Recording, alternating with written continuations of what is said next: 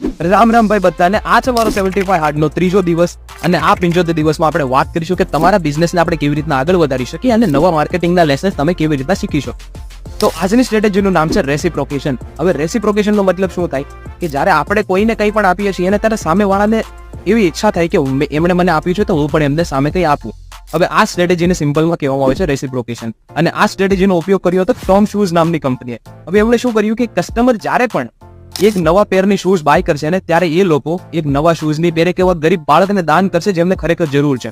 અને આ સ્ટ્રેટેજી એટલી બધી સારી ચાલી હતી એમનું કેમ્પેન સક્સેસફુલ થઈ ગયું.